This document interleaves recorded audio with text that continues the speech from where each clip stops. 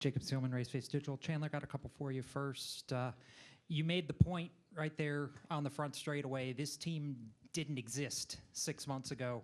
They took a chance on you. What does it mean to pay off their faith in you by getting to victory lane this early? I mean, that's why it's so special to me, honestly. Everyone's special, but this one hits home different. There's a lot of guys on this group that this is their first ever win in NASCAR. A lot of people took a lot of risks coming over here.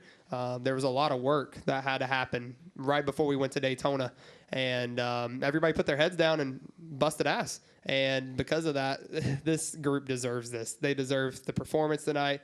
They've been building fast trucks. We've been on the verge, and tonight we kicked their ass. So. You went through a lot in getting back to this point. End of last year, you made it very publicly known that at that point you didn't have anywhere to go. You were going to be, out of the sport at that point. What has the emotional journey been like for you going through that over the winter, putting this team together, getting to this point? And you talked about how gratifying it is. Does just the fight to get to this point make it even more so? Yeah, for sure.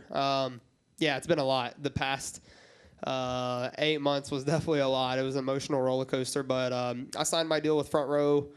It was definitely really late. It was after Phoenix, but it still wasn't certain what I was going to do. And so December 17th around 9:30 at night, Jerry Freese called me and goes, "Hey, buddy, I think we're going to go truck racing." And I was like, "Oh, is that right?" He said, "Yeah, but one slight problem. We ain't got anybody for your team, so you're going to have to help me hire out people." I was like, "No. Well, this is going to be interesting. That sounds good."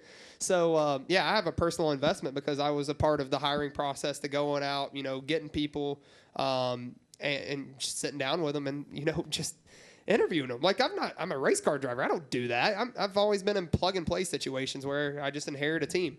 I kind of built this team a little bit. So, I have a personal investment to make sure this team succeeds, and I am extremely proud of how everybody's performing, the work ethic, and how this group came together. Lee Spencer, Sirius XM NASCAR Radio and CatchFence.com. Your teammate today, he said that one of the positives of racing against a Cup driver like Kyle Larson is if you beat them, you're the man. You beat a Cup driver, it means even more. It makes the win feel bigger. Does it feel bigger than your first Bristol win?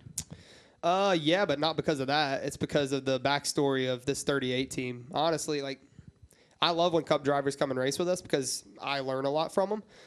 But it doesn't make it really any special for me. What makes this so special to me is just the backstory of this 38 team. Putting this team together, what they've been through, what they've been doing. That's what makes it special. Is it being Kyle Larson cool? Sure. But, I come to the racetrack every weekend with expectation of winning whoever's racing, whether it's Kyle Busch, Kyle Larson, or Billy Bob. I'm going to go and try to win. So it's more special because of the build-up of this team and the amount of work that's went in just these past few months.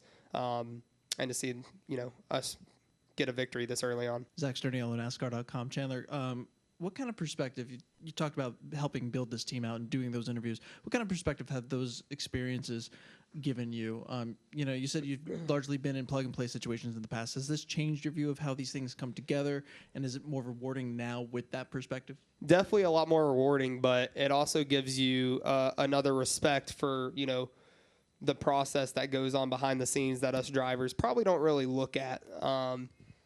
Of putting a team together and what goes into putting a team together and making sure you get like-minded individuals that can work together in the shop through the week and not, everybody's got to be pulling the rope in the same direction. That's a lot harder than what people probably think it is, especially when you're working with people for, 8 to 10 hours some days, and then you're there or traveling with them. It can get difficult, but I feel like our group works extremely well together, and I'm really proud of that. Very, very proud of them. All right. Davey. And then we'll go to Jacob. Davey Siegel with Sirius XM NASCAR Radio. To the point that Zach brought up, did you really interview people to work for you and your team? How did you go about that, having never really done it before and just focusing on driving? Yeah, no.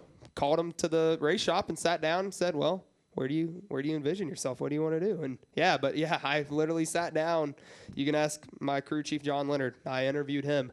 I was involved very heavily. So, were you comfortable with that?